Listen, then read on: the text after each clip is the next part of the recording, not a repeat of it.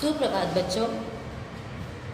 तो हम पढ़ रहे थे हमारा पाठ 7 रक्त और हमारा शरीर। इस पाठ में हमने हमारे शरीर में जो रक्त हर समय प्रभावित होता रहता है और हमारे शरीर में उसके क्या क्या कार्य हैं, उसके कितने भाग हैं और क्या क्या हमारे शरीर में वो करता है, उसकी कमी से हमें क्या हानि होती है और उसे बढ़ाने के लिए या उसमें जो लाल कण है उनको बनाए रखने के लिए यहाँ पर डॉक्टर दीदी अनिल को वो सारे उपाय बताती है।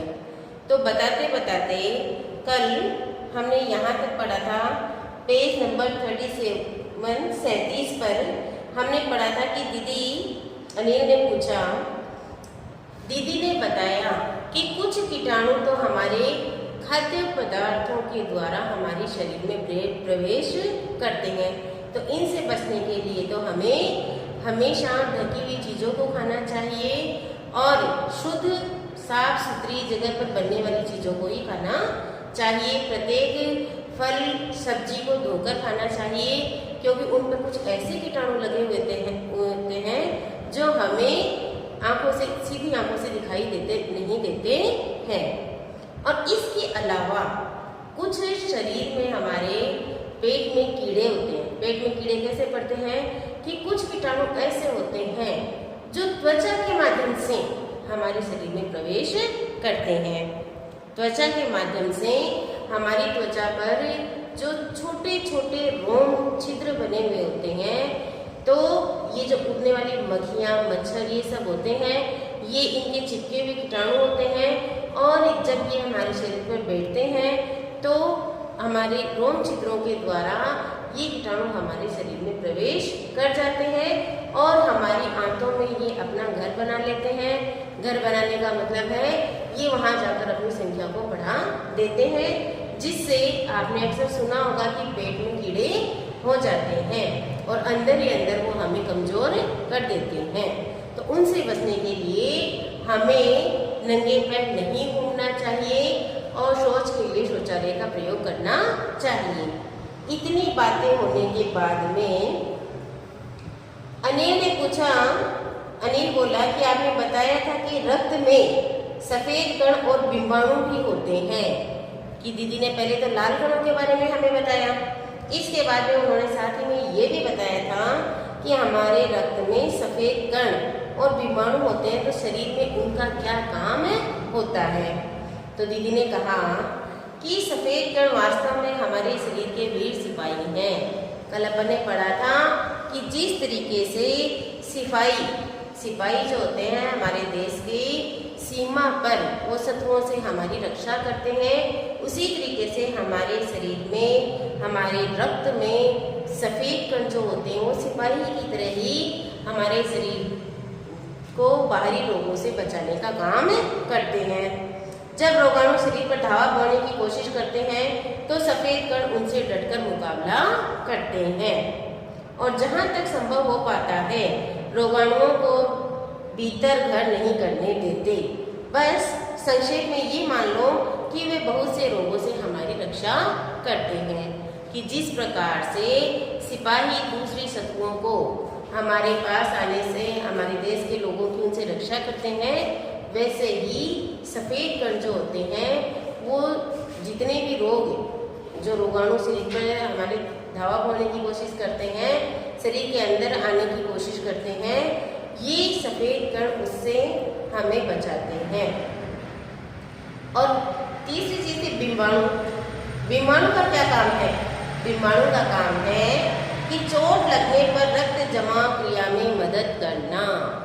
तो आपने अक्सर देखा होगा कि जब भी हमें चोट लगती है तो बहुत ही तीव्र गति से, अगर घाव गहरा है, ज़्यादा चोट लग गई तो बहुत ही तेज़ी से रक्त बाहर निकलता है, लेकिन निकलते निकलते वह रक्त थोड़ी सी इसकी गति धीमी हो जाती है और वह गाढ़ा सा हो जाता है। क्यों? क्योंकि बिंबाणु जो होते हैं वो रक्त के तरल भाग प्लाज्मा में एक विशेष किस्म की प्रोटीन होती है जो रक्त वाहिका की कटी फटी दीवार में मकड़ी के जाले के समान एक जाला बुन देती है। मान लीजिए घाव गहरा नहीं है और आपने कई बार देखा होगा कि एक बार लगते ही थोड़ा सा ब्लड खून निकलता है, इसके बाद में चोट लगे स्थान पर बिंबाणु रक्त में से आकर वहाँ चिपक जाते हैं और उस चोट लगे स्थान पर एक मकड़ी के जाले के समान आकृति बना देते हैं और रक्त को शरीर से बाहर निकालने में रोक देते हैं। धीरे धीरे 1-2 दिन बाद में चोट लगे स्थान पर एक पहले लाल सा और फिर थोड़ा सा गहरे रंग का एक छिलका सा बन जाता है, जो अंदर शरीर के अंदर जो भी वहाँ मक्खी बैठकर अगर कोई रोगाणु नहीं चले उससे बचाता है और खून को बाहर निकालने से रोकता है, घाव बढ़ने में मदद करता है। तो ये काम कौन करते हैं? बिंबाणु मकड़ी के जाले के समान बुन देता है। बिंबाणु इस जाले से चिपक जाते हैं और इस तरह दीवार में आई दरार भर जाती है, जिससे रक्त बाहर निकलना बंद हो जाता है। जब अपने थोड़ी चोट लगती है, बहुत ज्यादा चोट लगती है, तब तो हमें टाँके ही लगवाने पड़ते हैं। लेकिन ऐसी चोट जो जिसमें रक्त बिंबाणु धीरे धीरे आकर चोट लगे स्थान तक पहुंच जाते हैं और वहां चिपक जाते हैं। चिपकने से क्या होता है कि रक्त शरीर के बाहर नहीं निकलता है और जब रक्त निकलना बंद हो जाता है तो बिंबाणु वहीं चिपके वहां एक मकड़ी के जाले जैसा बुन देते हैं, जिससे रक्त बाहर नहीं निकलता है। और इस तरीके से वो है जो चोट लगा हुआ स्थान होता है उसमें घाव बढ़ने का काम बिंबाणु करते हैं। अनिल बोला, दीदी लेकिन घाव गहरा हो तब तो खून बहता ही चला जाता है। लेकिन कई बार आपने देखा होगा कि यदि घाव गहरा है तो उसमें से खून बहता ही निकलता ही चला जाता है। हाँ, ऐसे समय में उस व्यक्ति को जल्दी से डॉक्टर के पास ले जाना चाहिए। यदि घाव गहरा है और रक्त पूरी गति के साथ में बाहर निकल रहा है तो हमें इंतजार नहीं करके उसे रोगी को तुरंत डॉक्टर के पास ले जाना चाहिए। जरूरत समझने पर ऐसी स्थिति से निपटने के लिए कुछ टाँके भी लगवाने पड़ सकते हैं, किंतु डॉक्टर के पास पहुंचने तक के समय में चोट के स्थान पर कसकर एक साफ कपड़ा बांध देना चाहिए। दबाव पड़ने से रक्त का बहना कम हो जाता है और उस व्यक्ति के लिए काफी लाभप्रद सिद्ध हो सकता है।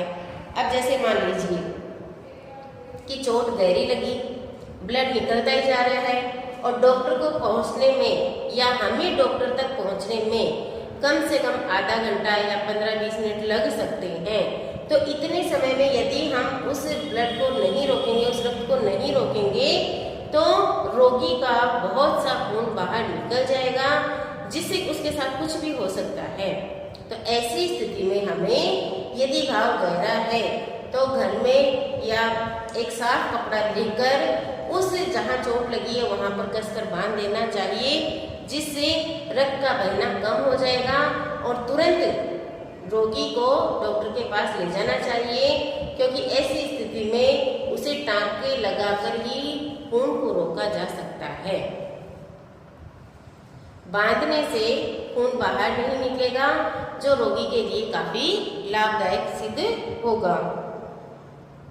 दीदी ने ये समझाते हुए कहा, अनिल ने कहा, क्या ऐसे समय में किसी भी व्यक्ति का खून काम आ सकता है? और यदि मान लीजिए कि खून का बहाव तेज था और खून रोगी के शरीर से ज्यादा निकल गया और रोगी को खून चढ़ाने की जरूरत पड़ी, तो क्या किसी का भी खून चढ़ाया जा सकता है? अनिल ने डॉक्टर दीदी से पूछा। दीदी बोली, अनिल, हर किसी का रक्त एक सा नहीं होता। कुछ विशेष गुणों के आधार पर रक्त को 4 मुख्य वर्गों में बांट दिया गया है। जरूरतमंद व्यक्ति के रक्त समूह की जांच करने के बाद उसे उसी रक्त समूह का रक्त चढ़ाया जाता है। जब किसी रोगी को रक्त की उसके शरीर में कमी हो और किसी दूसरे परिवारजन का या बाहर से किसी का रक्त चढ़ाया जाए, तो इससे पहले जिसका रक्त चढ़ाया जा रहा है उसकी जांच कर ली जाती है। यदि वह रोगी के रक्त के समूह से मेल खाता है तभी उसका रक्त चढ़ाया जा सकता है। हम हर किसी का बिना जांच के रोगी को रक्त नहीं चढ़ा सकते हैं। जैसे हमारे परिवार में किसी को रक्त की जरूरत है, आवश्यकता पड़ने पर हम 4 समूह में इसको बांटा गया है, तो रोगी का रक्त जिस भी समूह का है, यदि उसको देने वाले का रक्त उसी समूह का है तब तो उसे चढ़ाया जा सकता है। नहीं तो हमें ये पता लगाने की आवश्यकता होती है कि इसके रक्त का समूह है जिसमें मिलेगा उसी का रक्त उसे चढ़ेगा। लेकिन जरूरत के समय यदि रक्त समूह का कोई व्यक्ति मिले ही नहीं, तब तो अनिल ने पूछा कि मान लीजिए कि जिस रक्त समूह की हमें जरूरत है और उस समय हमें कोई भी व्यक्ति ऐसा नहीं मिला जो उसके रक्त के समूह का हो, तो उस समय में क्या करना चाहिए? ऐसी आपात स्थिति के लिए ही ब्लड बैंक बनाए जाते हैं। तो डॉक्टर दीदी ने कहा कि ऐसी कठिन परिस्थिति में कि रोगी को मान लीजिए इसमें 4 ग्रुप होते हैं, A positive, B positive, O positive, तो जिन वर्गों में उसे बांटा जाता है, मान लीजिए उस परिवार में या सगे संबंधी या दूर दराज में अगर रोगी के रक्त समूह का कोई भी इंसान नहीं मिला, तो ऐसी परिस्थिति में क्या करना चाहिए? तो ऐसी कठिन परिस्थिति के लिए ही ब्लड बैंक बनाए जाते हैं। ब्लड बैंक में क्या होता है कि यदि हमें अपने रक्त समूह का ब्लड चाहिए, रक्त चाहिए, तो हम वहां से प्राप्त कर सकते हैं। उसके बदले में हम किसी भी समूह का रक्त उन्हें वापस लौटा सकते हैं। प्राय हर बड़े अस्पताल में इस तरह के बैंक होते हैं जहां सभी प्रकार के रक्त समूहों का रक्त तैयार रखा जाता है। आपने भी सुना होगा कई लोग रक्तदान करते हैं तो उनके रक्त को वहां संभाल के रखा जाता है, विशेष उपकरणों में रखा जाता है जिससे रक्त खराब नहीं होता है और जरूरत पड़ने पर किसी जरूरतमंद को वह रक्त दिया जा सकता है। और या मान लीजिए हमारे परिवार में किसी व्यक्ति को रक्त की जरूरत है और उसके समूह का रक्त हमें नहीं मिल रहा है, तो हम ब्लड बैंक में जाकर किसी अन्य समूह का रक्त ब्लड बैंक में जमा करवा सकते हैं। उसके बदले में जो हमें चाहिए वो हम रक्त ले सकते हैं। किंतु इन ब्लड बैंकों में रक्त का भंडार सुरक्षित रहे, इसके लिए यह आवश्यक है कि हम समय समय पर रक्तदान करते रहें, दीदी ने कहा। लेकिन ये कब तक, मतलब रक्त को हम ज़्यादा समय तक, लंबे समय तक नहीं सुरक्षित रख सकते। इसके लिए क्या होना चाहिए कि हम वहाँ रक्तदान करते रहें और यदि हमें ज़रूरत है तो वहाँ से रक्त लेते रहें, तो वह खून सुरक्षित, रक्त सुरक्षित रहेगा। क्या मैं भी रक्तदान कर सकता हूँ? अनिल ने पूछा। तो अनिल ने डॉक्टर दीदी से पूछा कि क्या यदि मैं रक्तदान करना चाहूँ तो कर सकता हूँ? दीदी ने कहा नहीं, तुम अभी छोटे हो, 18 वर्ष की से अधिक उम्र से स्वस्थ व्यक्ति ही रक्तदान कर सकते हैं।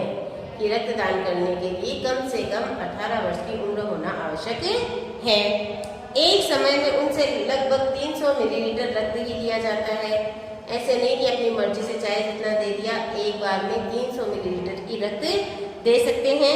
प्राय यह समझा जाता है कि रक्तदान करने से कमजोरी हो जाएगी।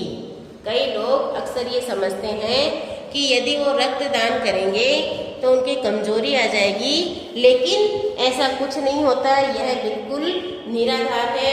हमारा शरीर इतना रक्त तो कुछ ही दिनों में बना लेता है। वैसे भी शरीर में लगभग 5 लीटर खून होता है।